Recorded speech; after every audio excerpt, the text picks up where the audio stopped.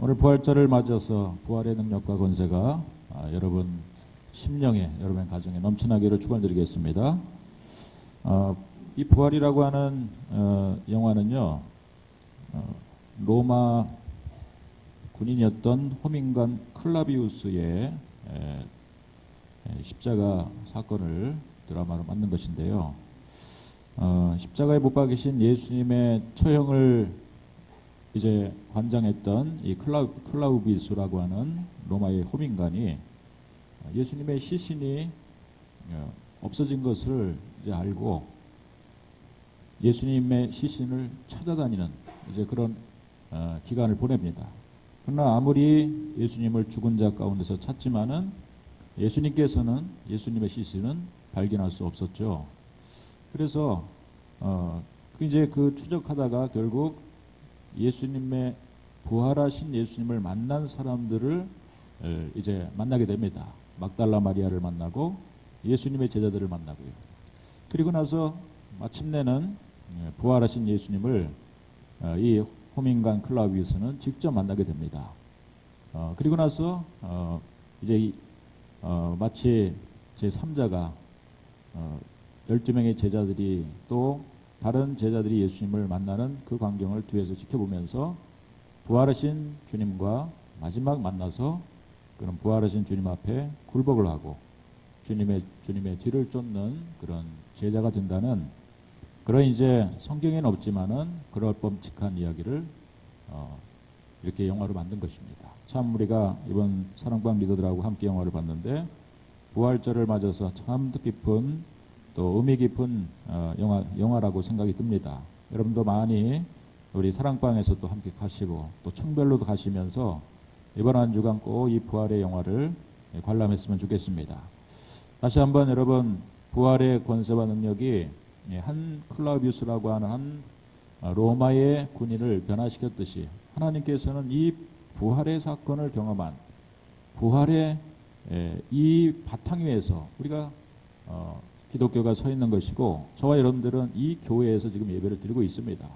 또 부활하신 그 주일날을 기념하는 이 주일날, 안식일이 아닌 주일날 오늘 이 자리에서 우리가 예배를 드리고 있는 것이 아니겠습니까? 여러분이 부활의 주님을 오늘 이 아침에도 우리가 다시 한번 영으로 만날 수 있는 그런 시간 되기를 주의 이름으로 축원드리겠습니다. 부활의 주님 앞에 이 클라비우스라고 하는 로마의 호민관이 굴복하는 이야기는 하나의 그것은 작가가 쓴 상상이지만 그러나 실제로 성경에는 부활하신 예수님을 만나서 변화된 사람들이 성경에는 부활의 증인이라고 이렇게 얘기를 합니다. 그런 사람들을 사도라고 또 얘기를 하는 것이고요. 아마도 이제 부활하신 예수님을 만나서 자신의 인생을 송두리째 바꾸고 자신의 가치관을 뒤바꾸고 그리고 새로운 사람으로 거듭나는 그런 놀라운 그런 변화의 일을 경험한 사람 중에서 저는 바로 이 예수님의 육신적인 동생 야고보의 변화야말로 예수님이 부활하셨다라고 하는 것을 증명할 수밖에 없는 바로 가장 중요한 증인이라는 생각이 듭니다. 여러분, 야고보라고 하는 인물은요, 예수님께 천주교에서는 예수님은 혼자만 마리아가 낳았다고 하지만은 성경에 보면은 예수님의 동생들이 있었습니다. 예수님의 동생 가운데 한 명이 야고보였어요. 성경에는 야고보라고 하는 인물이 이제 세 사람 등장합니다. 예수님의 제자 가운데 세베대의 아들 야고보, 두 번째 알페오의 아들 야고보. 그러나 이제 예수님의 동생 야고보가 있다는 사실입니다. 바로 오늘 그 예수님의 동생 야고보의 얘기를 우리가 보게 되는데 마가복음 6장 3절에 보면 바로 야고보는 예수님의 바로 밑에 동생이라고 이렇게 생각이 듭니다. 이 야고보가 무엇보다도 예수님하고 어렸을 때부터 같이 지내지 않았겠습니까? 아마도 이제 육신에 예수님이 먼저 태어나시고 한 몇 년 후에 아마도 예수님의 동생이 태어났을 텐데 그 야고보는 가장 가까이에서 어린 시절을 예수님과 함께 지내왔던 그런 사람이겠죠. 그런데 이제 어느 날 자기의 형인 예수님이 이 나사렛에서 난 예수라고 하는 자기의 형이 30 정도의 나이가 됐는데 어느 날 집을 나가는 것입니다. 아마도 동생들한테도 또 자기의 어머니에게도 마지막 인사를 드리고 떠났겠죠. 그럴 때 아마도 형한테 이렇게 얘기를 했을 것입니다. 형님, 아니 집을 장남으로서 우리를 동생들을 건수하시고 어머니를 복양하기 위해서 장남이 집안 책임자로서 그렇게 집을 지켜야지 어디를 가신다고 합니까? 그런데 예수님께서는 이 모든 걸 너한테 맡긴다 하면서 아마도 예수님께서는 집을 떠나가셨어요. 그리고 이제 집을 떠나가신 이후에 들려오는 소식은 참 이 동생이 듣기엔, 이 동생 야고보가 듣기에는 형의 이야기가 마치 미친 자의 소리처럼 들렸습니다. 여러분, 실제로 그렇습니다. 성경에는 마가복음 3장 21절 말씀을 우리가 보면은 예수의 친족들이 듣고 그를 붙들러 나오니 이는 그가 미쳤다 하밀러라. 자기의 형이 분명한데 그 형이 30의 나이에 집을 떠나더니 들려오는 소식들은 많은 사람들을 이제 모아놓고 말씀을 전하고, 그리고 이제 기적을 일으키고 또 바리새인과 수많은 이제 제사장들의 대적 속에서 예수님이 그러한 행적을 해 나가는 것을 분명히 나와 함께 지내던 형이었는데, 나사렛이라고 하는 동네에서 함께 어린 시절 뛰놀던 형이었는데, 나하고 딱지치기도 하고 제기차기도 하던 형이었는데, 이 형이 나가서 분명히 다른 지금 30세 전까지의 삶하고 완전히 다른 생을 사니까 이 동생의 입장에서는 도무지 그게 이해가 되지 않았습니다. 그래서 요한복음 7장 5절에서는 이는 그 형제들까지도 예수를 믿지 아니함이러라. 여러분, 가장 가까이 있는 가족들이, 가장 가까이 있는 형제가 어쩌면 그것을 이해할 것 같지만은 그러나 이런 영적인 것을 잘 이해할 법은 없는 것입니다. 예를 들면은 부부가 같이 결혼을 해서 생활을 하다가 아내가 먼저 교회를 다니는 경우가 많이 있죠. 교회 다니는 아내가 처음에는 그냥 종교 활동으로 허용해 주지만은 나중에는 남편이 이해를 못하는 것입니다. 어떻게 교회 가서 그렇게 사느냐? 교회 가면은 밥이 나오냐, 쌀이 나오냐? 밥도 분명히 주지만은 그러나 그렇게 이제 아내를 핍박합니다. 영적인 트러블이라고 우리가 말할 수 있죠. 아마도 이 야고보도 예수님이 그의 나라와 그 의를 위해서 하나님 나라를 전파하는 이런 일련의 행동에 대해서 도무지 그것을 받아들일 수가 없었던 것입니다. 믿지 못했다고 성경은 분명히 말씀하고 있어요. 자, 그런데 이 야고보, 이 동생이 어떤 사건을 통해서 변화가 됩니까? 우리는 바로 그것을 고린도전서 15장 5절에 보면은 예수님께서 부활한 이후에, 예수님께서 다시 사신 이후에 나타났던 사람들의 행적을 기록하고 있는데, 장사 지낸 바 되셨다가 성경대로 사흘 만에 다시 살아나사 게바에게 보이시고, 첫 번째는 베드로에게 보이시고, 그 후에 12 제자에게 와, 또 7절에까지 내려오면은 그 후에 누구에게 보이셨다고요? 야고보에게 보이셨으며 그랬습니다. 야고보. 여기서 야고보는요, 아까 말씀드린 예수님의 제자 가운데 세베대의 아들 야고보도 아니고요, 알페오의 아들 야고보도 아닙니다. 그들은 이미 12명의 제자 가운데 들어간 사람들이니까. 누구한테 보였습니까? 바로 예수님의 믿지 않던 동생, 자기의 형제였지만은 끝까지 예수님을 믿지 않고 심지어는 예수님을 미쳤다고 생각하고 있었던 야고보에게 부활하신 주님은 나타나 보여주신 줄로 믿습니다. 할렐루야. 이 사건은 바로 이 야고보에게 정말 자신의 생각과 자신의 가치관을 손들이채 바꿀 수 있는 놀랍고 아주 기이한 그런 사건이 될 수밖에 없었던 것입니다. 아마도 이제 성경 말씀을 천천히 다시 살펴보면은 예수님이 부활하신 십자가에 달려 돌아가시고 예수님께 향료를 부으기 위해서 찾아왔던 여인들이 있었어요. 막달라 마리아와, 그리고 예수님의 육신의 어머니 마리아도 있었습니다. 그런데 그 장면을 가만히 보면은 자기 형이 죽어서 장사 지냈는데 아마도 그런 장사 지내는 이런 그 장사하는 무덤도 아리마대 부자 요셉의 무덤을 쓰게 됐는데 그 자리에서 사실은 동생 야고보는 있지 않았다는 사실을 생각해 봅니다. 십자가에 달리 예수님이 돌아가실 때 아마도 육신의 형제였던 야고보는 어찌됐든 형이 이제 밖에 나가서 하나님 나라를 증거하다가 십자가에 죽는 그런 사형언도를 받았어요. 그야말로 내 형이 사형수가 됐어요. 그러면 아무리 그동안 형을 미쳤다고 생각하더라도 마지막 그래도 죽는 순간에는 한번 가서 그래도 형의 얼굴을 한번 보는 것이 어쩌면 인지상정이라고 하지 않겠습니까? 그럼에도 불구하고 예수님이 돌아가실 때 사실은 야고보도 또 죽은 이후에 어머니는 가서 그 형의 그야말로 예수님의 시신 위에다가 향료를 뿌릴 때 그 동생은 있지 않았다는 사실입니다. 그만큼 저는 그 형을 나는 잊어버리자. 나는 그 형이 차라리 없는 걸로 치겠어. 나는 그 형을 내 생각, 내 인생에서 아예 잊어버리겠어. 아마도 그런 생각을 하지 않았을까 상상을 해봅니다. 아무튼 너무 그 형에 대한 그 어떤 형을 불신하는 그 정도가 지나서 나중에는 그 형에 대한 어떤 원망 이런 것들이 너무 크다 보니까 아마도 예수님의 십자가의 죽음 이후에 이 야고보의 행적은 드러나고 있지 않은가 생각이 듭니다. 그렇지만은 예수님께서는 부활하신 그 몸을 12명의 제자들에게 나타나시고 500의 형제들에게 믿음 있는 500의 형제들에게 구별해서 나타나 주셨지만은 특별히 자신의 믿지 않는 동생 야고보에게 나타나셔서 예수님의 부활의 몸을 야고보에게 보여주었다는 사실입니다.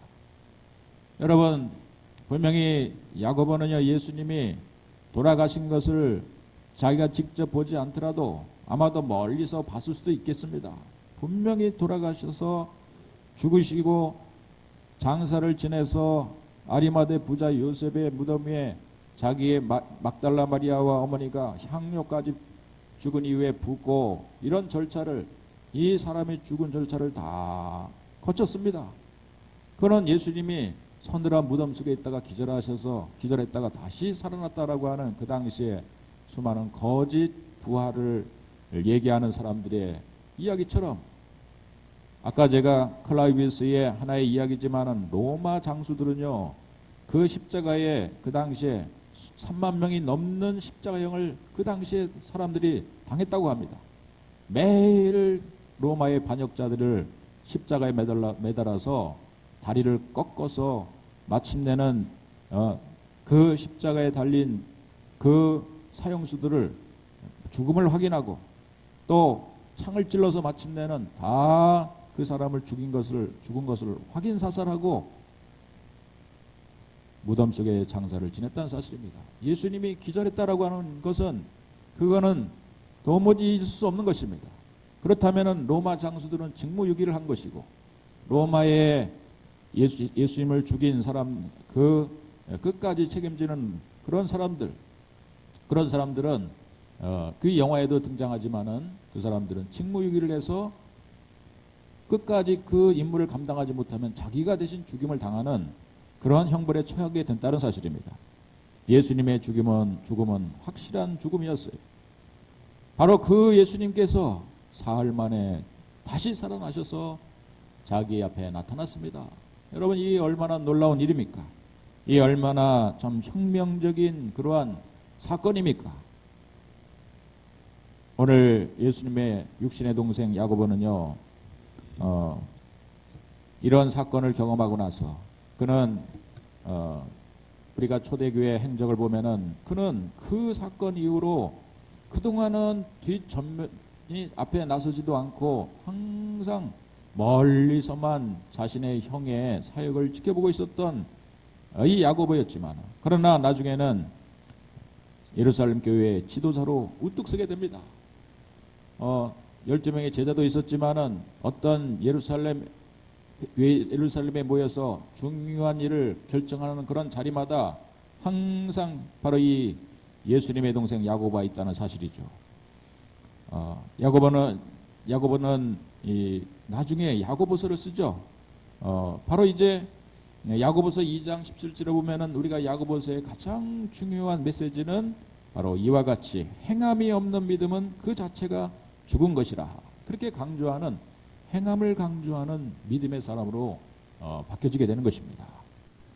아마도 이제 자신이 이러한 큰 혁명적인 변화를 경험하고 나니까 결국 믿음이라고 하는 것은 그냥 어떤 작은 변화 정도가 아니라 완전히 새로운 변화가, 부활을 경험한 사람으로서는 그 이전의 사고방식, 그 이전에 가지고 있던 가치관, 그 이전에 가지고 있었던 세계관은 송두리째 바뀌고, 부활하신 예수님을 경험하고 나서 자신이 뒤바뀐 인생을 살게 된 것처럼 부활의 증인으로 예루살렘 교회의 중심 멤버로 쓰임받고, 나중에는 주 62년경에 유대인들의 박해 속에서 순교를 했다고 전해지게 되는데, 바로 이런 순교자의 믿음을 가지고 살아가야만 진짜 부활의 증인이 된다는 사실을 전하기 위해서 야고보 사도는 행함을 강조하는 믿음의 사람이 됐다는 사실입니다. 여러분, 우리는 예수님이 부활했다라고 하는 많은 증거들을 우리가 역사 가운데 찾아보는데, 아마도 예수님의 육신적인 동생의 변화, 바로 이것이 정말 결정적인 하나의 예수님의 부활의 증거로서 우리가 후대 사람들에게 계속 전해지고 있는 것이고요. 또 여러분, 계속해서 우리는 예수님의 부활하셨다라고 하는 수많은 증거들을 찾을 때 우리는 또 예수님의 제자들, 예수님의 제자 그 가운데 12명의 제자들의 변화를 봅니다. 여러분, 그들이 마치 입을 맞춰가지고 우리가 예수님께서 십자가에 죽으셨다가 사흘 만에 부활할 것을 미리 다 예고하고 계셨었는데, 예수님이 그러나 나중에 부활하지 않으셨어요. 그러면 자기들이 거짓말을 하게 된 거고 예수님도 거짓말을 하게 되니까 우리가 창피하니까 우리끼리 입을 맞춰서 예수님의 시신을 몰래 숨겨놓고 우리가 입을 맞춰가지고 예수님이 부활하셨다고, 우리가 예수님의 부활한 몸을 봤다고 사람들한테 거짓말을 하자.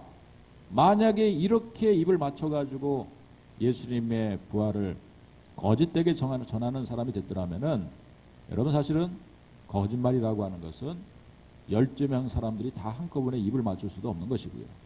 또 500의 형제 일시에 나타났다고 했는데, 그 500의 형제들이 일시에 부활하신 예수님을 만난 이 사람들이 만나지도 않은 사건을 자기들이 입을 맞춰가지고 사람들에게 전할 수도 없는 것이고요.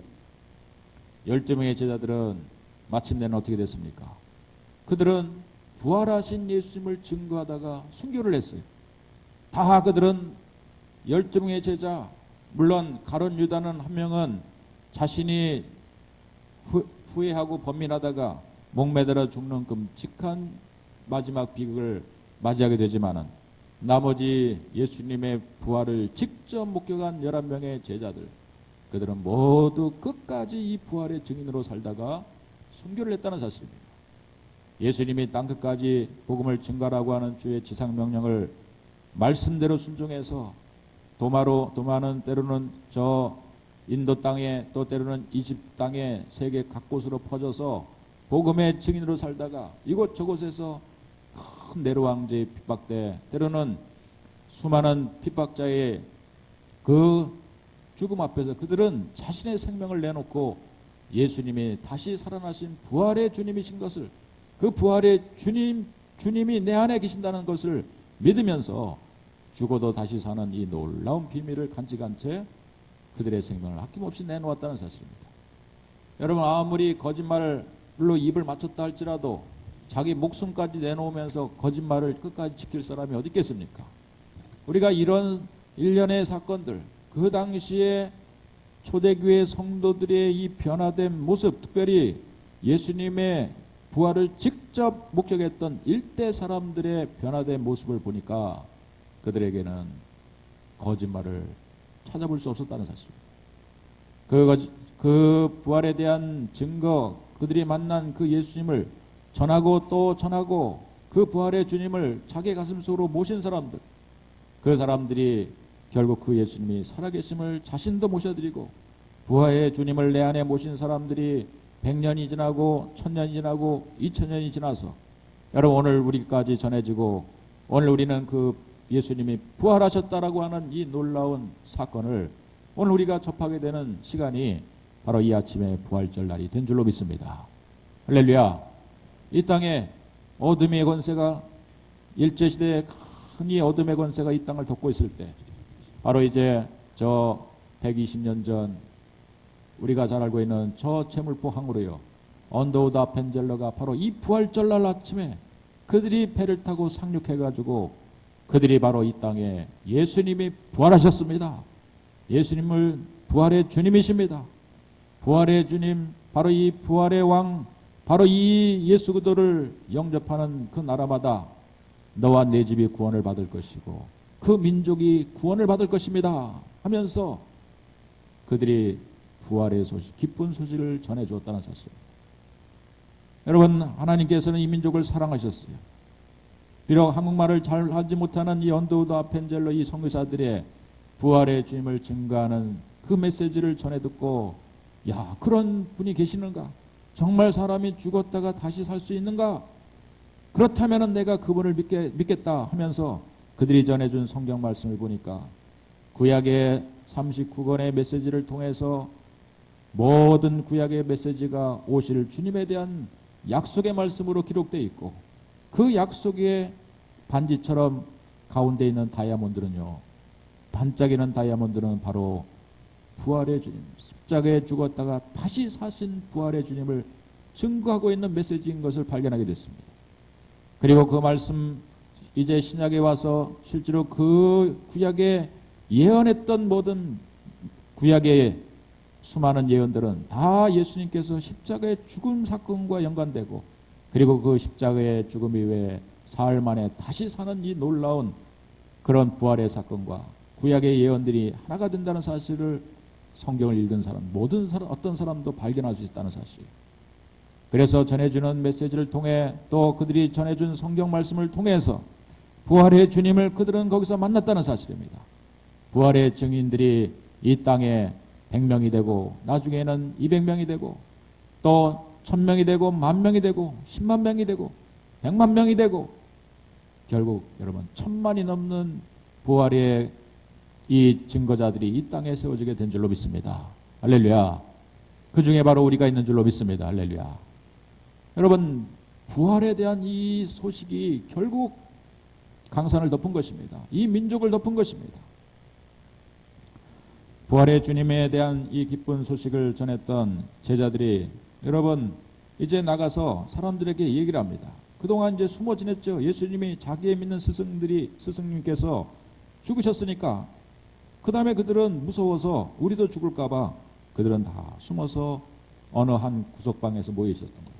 그러나 예수님께서 어느 날 부활하신 주님께서 짠 하고 그들에게 나타나신 거예요. 믿지 않은 도마에게 내 손을 한번 집어넣어봐라, 만져봐라. 부활한 주님이 그들에게 직접 나타내서 자신의 모습을 보여준 이 놀라운 사건, 부활의 주님을 직접 목도한 12명의 제자들의 삶은 아까 예수님의 육신의 동생 야고보의 혁명적인 변화처럼 이 12명의 제자들의 생각과 사고방식, 그들의 말씨, 성품까지도 다 송두리째 바뀌는 것입니다. 아, 그렇구나. 예수님이 전해주신 말씀은 1.1핵도 땅에 떨어지지 않고 예수님의 말씀은 구약의 모든 예언은 다 말씀대로 성취되는구나. 예수님께서는 죽으시기 위해서 이 땅에 오셨지만은 그러나 사망이 왕노릇하지 못하고 그분은 바로 우리의 주님이시고 그분께서는 바로 죽은 자 가운데 무덤에 장사 지낼 수 없는 바로 그 하나님이셨구나. 바로 자신이 만난 분이 하나님이신 것을 믿게 됐다는 것입니다. 할렐루야. 그래서 도마는 예수님을 바로 나의 주, 나의 하나님이라고 고백했던 것입니다. 한번 따라해볼까요? 나의 주, 나의 하나님이여. 그렇습니다. 부활의 주님은 바로 나의 주가 되었고 나의 하나님이 됐다는 사실을 그들이 확실히 믿고 이 사실을 이제 밖에 나가서 사람들에게 다 담대히 증거하게 돼요.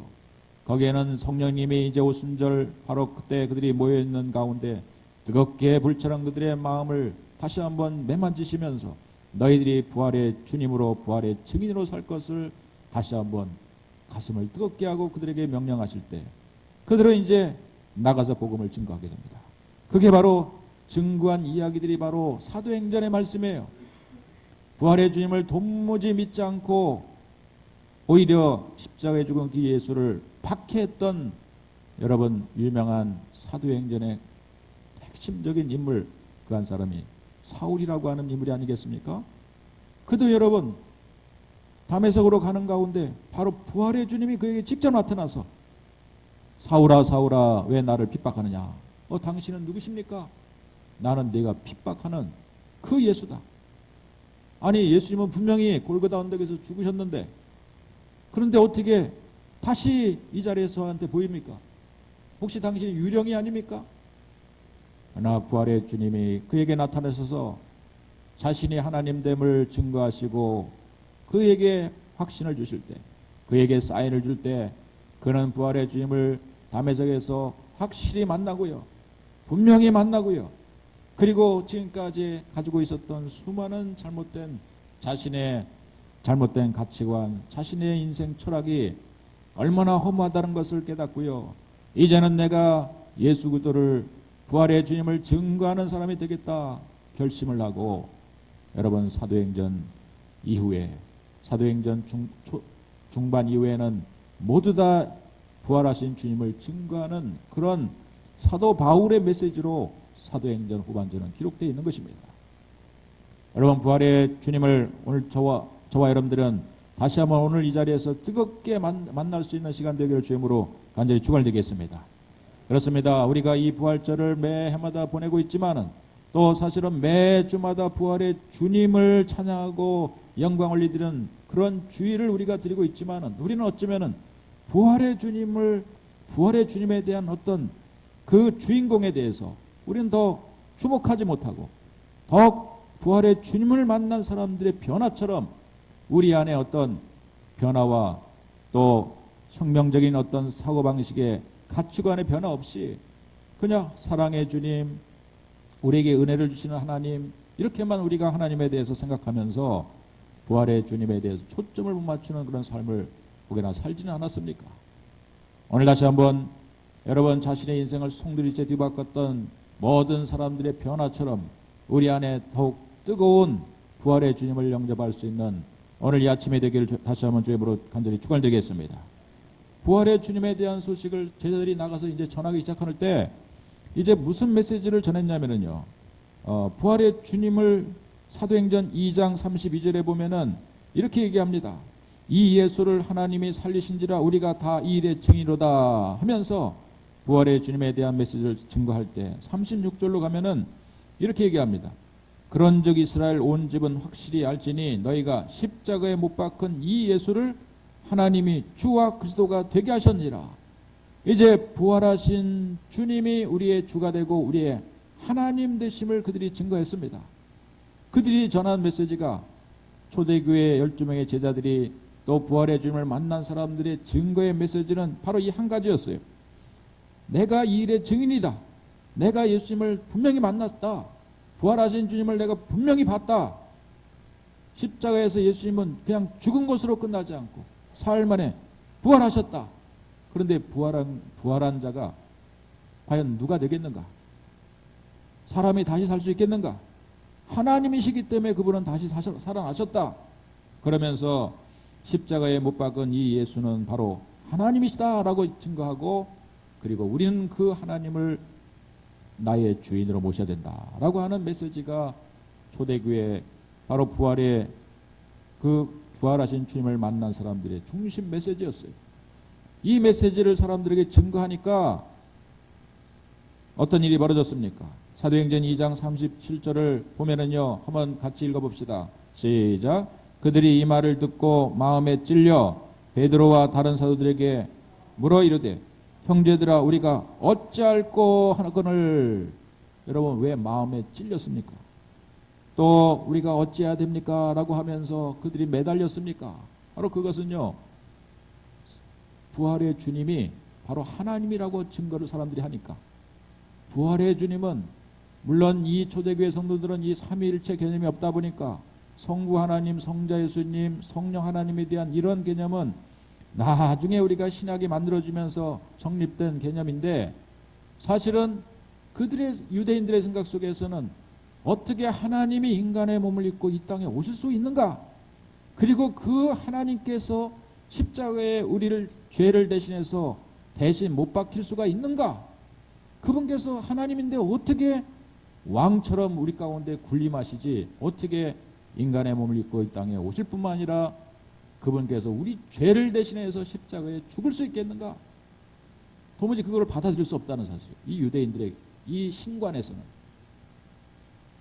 그런데 그 얘기가 전해지니까 부활하신 그 십자가에 죽으셨다가 다시 산 이 부활에 관한 메시지를 부활하신 다음에 부활의 증인들이 전한 얘기를 듣고 다시 구약에 그들이 가지고 있는 구약의 39권의 내용을 다시 한번 유대인들이, 율법학자들이, 또 서기관들이 다시 그 말씀을 조명해 보니까 바로 구약의 모든 메시지는 우리 죄를 대신해서 예수님이 오실 것이고 하나님이 이 땅에 육신의 몸을 입고 오실 것이고, 그러나 그 하나님이 사흘 만에 다시 산다라고 하는 이 메시지가, 이 예언이 구약에 기록된 대로 바로 예수님께서는 자신들이 돌을 던지고 자신들이 바라바는 내놓고 저 나사렛에서 온 저 거짓, 저 이단자, 저 청년 예수를 죽이라고 외쳤던 그들의 말에 의해서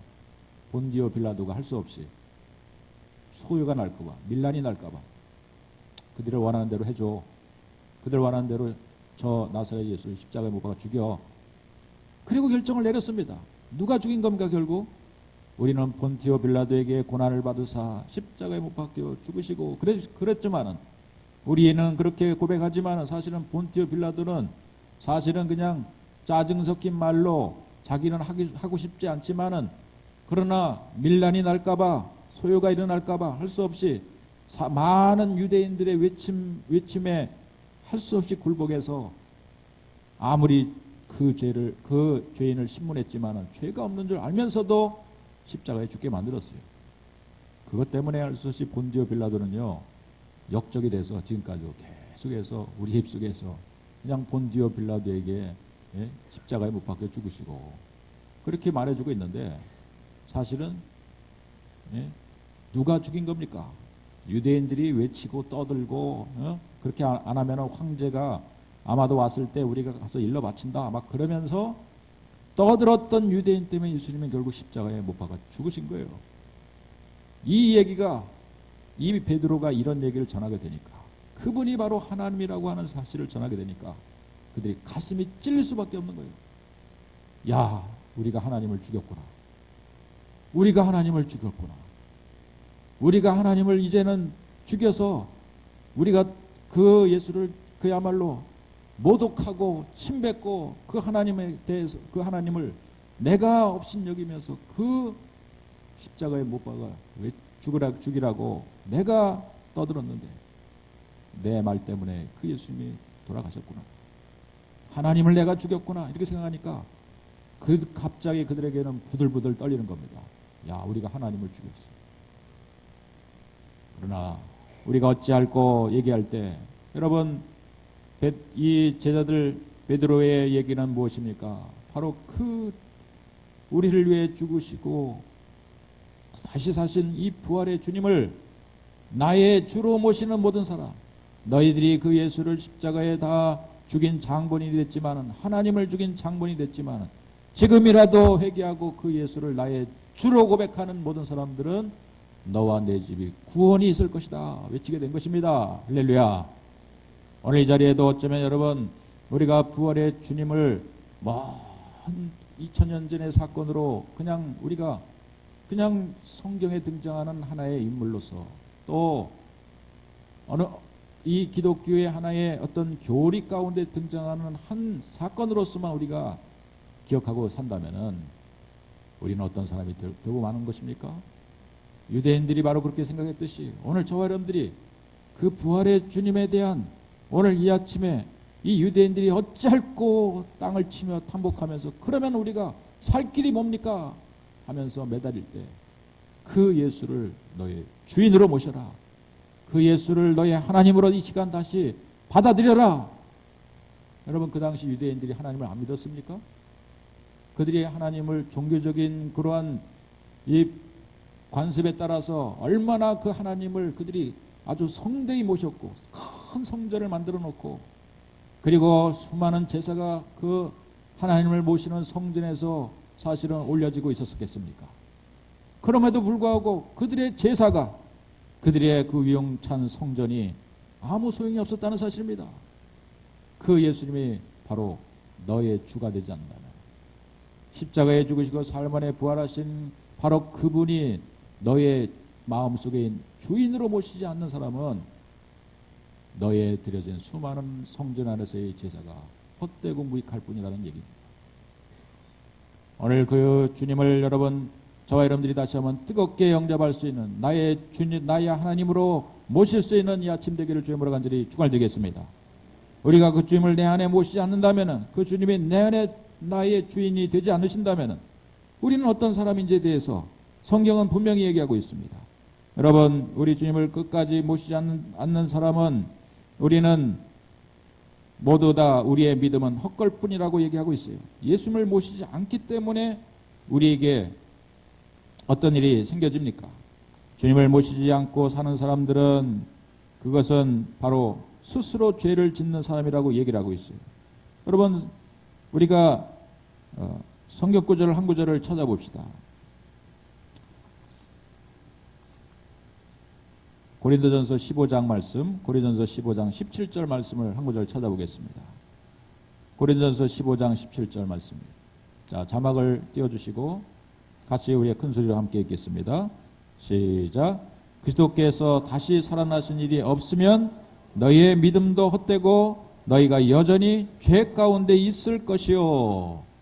여러분, 이게 무슨 말씀입니까? 그리스도께서 다시 살아나신 일이 없으면, 이것은 하나의 사건으로만 얘기하는 것이 아니라 우리 안에 예수 그리스도께서 다시 사신 일이 없으면, 우리가 그 주님을 나의 구주로 고백하지 않고 내가 그 주님을 진정으로 나의 주인으로 모시지 않는다면 여러분, 우리의 믿음도 헛되고 너희가 여전히 어디 가운데 있다고요?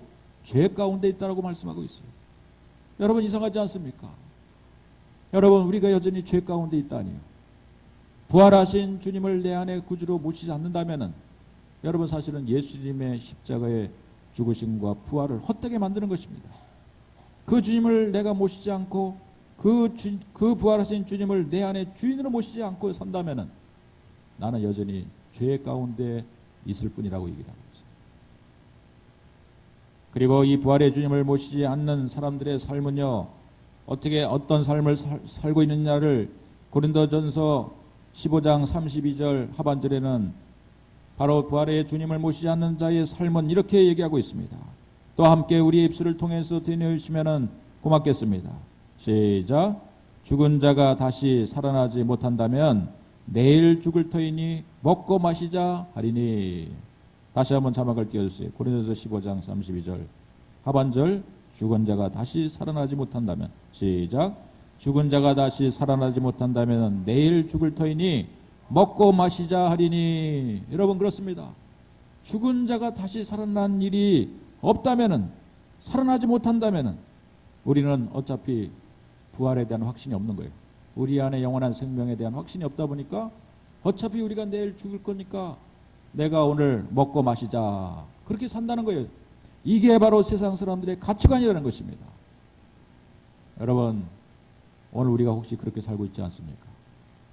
그냥 어차피 내일 죽을 거니까 오늘 다 먹고 마시자, 그러면서 여러분 일락을 즐기며 살아가는 인생을 살 수밖에 없다는 것이에요. 고린도전서 15장 19절을 또 하나 보면은요, 우리가 이 부활을 믿지 못한다면 우리는 어떤 사람인지 성경은 분명히 우리 가운데 말씀하고 있습니다. 15장 19절입니다. 시작. 만일 그리스도 안에서 우리가 바라는 것이 다만 이 세상의 삶뿐이면 모든 사람 가운데 우리가 더욱 불쌍한 자이니라. 부활을 믿지 못하고요, 오늘 교회를 다니는데 마치 유대인처럼 2000년 전 예수님을 하나님으로 알아보지 못하고 십자가에 못 박으러 외쳤던 바로 그 유대인들, 얼마나 많은 종교행위를 했으며 얼마나 많은 제사의 제물을 그 하나님이라고 하면서 올렸겠습니까? 그러나 정작 그 하나님을 제대로 알아보지 못하고 살았던 그들의 믿음은 헛것이고 그들은 가장 간악한 죄를 저지른 사람들이 된 것이죠. 오늘 이 자리에서 부활의 주님을 다시 한번 우리는 뜨겁게 우리 안에 모시기를 주의 이름으로 간절히 축원드리겠습니다. 부활의 주님이 내 안에 주인 된다라고 하는 것은 무슨 의미를 가지고 있는 겁니까? 내가 그분이 주인 된다. 우리가 주여 주여 주여 하면서 우리가 주여 삼청을 자주 하죠. 우리 한국교회 아주 좋은 풍습이지 않습니까? 그러나 그 주여라고 부를 때는 그 주여라고 하는 뜻은 주인님이라고 하는 뜻을 가지고 있는 겁니다. 주인님, 당신이 나의 주인이십니다. 내가 주님께서 나에게 시킬 일이 뭐가 있습니까? 내가 주님이 시키신다면은 종이 여기 있사오니 주님이 시키신 대로 주의 인도하심을 따라 내가 살겠습니다. 그런 고백이 주여라고 하는 고백일 줄로 믿습니다. 할렐루야. 주님의 여러분 이런 우리가 주님을 부르고 나서 주여라고 불렀는데 내가 주인이 여전히 그래가지고요. 내가 주인님을 불러놓고 삼돌이가 자기 주인을 불러놓고 주인님 오늘 시킬 일이 뭡니까? 그러면 주인이 오늘은 산에 가서 나무 세 단을 저으고 또 소 여물도 주고 그렇게 주인이 시키는 대로 하는 것이 종입니다. 그것이 우리 주님을 주인됨으로 인정하는 삶을 사는 거죠. 그런데 거꾸로 삼돌이가 주인님 하고 불렀어요. 그랬더니 주인이 오냐 하고 왔어요. 주인님 오늘 나에게 월급도 100만 원에서 1000만 원을 올려주시고 또 내가 오늘 피곤하니까 주인이 대신 산에 가서 나무도 좀 해오시고 여러분 그런 삶들이겠다면은 오늘 저녁에 집 떠나라 그럴 겁니다. 여러분 우리 주님을 주인됨으로 모시는 삶, 부활의 주님을 내 안에 모시는 그런 삶은 자신이 안에 이제는 내가 사라지고 예수 그리스도께서 내 안에 주인으로 이제 모시는 순간이 예수님을 영접하는 그런 자리이고 바로 그런 사람들 우리는 그리스도인이라고 말하게 되는 것입니다. 오늘 우리가 읽은 이 본문의 말씀이 바로 그것입니다. 자, 우리가 이 말씀을 우리의 입술로 꼭 되뇌이시면서 부활의 주님을 내 안에 주인으로 모실 수 있는 시간 되기를 주님으로 축원드리겠습니다. 로마서 14장 8절 9절의 말씀을 함께 우리 입술로 고백합시다. 시작. 우리가 살아도 주를 위하여 살고 죽어도 주를 위하여 죽나니 그러므로 사나 죽으나 우리가 주의 것이로다. 이를 위하여 그리스도께서 죽었다가 다시 살아나셨으니 곧 죽은 자와 산 자의 주가 되려 하심이라. 할렐루야. 할렐루야. 그렇습니다. 예수님은 산 자와 죽은 자의 먼저 죽어서 천국 간 사람들의 또 주가 된 것이고 주인이 된 것이고 살아서 지금 살고 있는 우리 모든 사람들에게도 역시 부활하신 주님은 우리의 주인이 되기 위해서 우리 삶의 주인됨을 우리가 그분께서는 찾아오셔서 내가 너의 삶의 주인이라는 것을 나타내 주기 위해서 그분은 부활하셨어요. 우리는 우리의 생명을 마음대로 주관하지 못해요.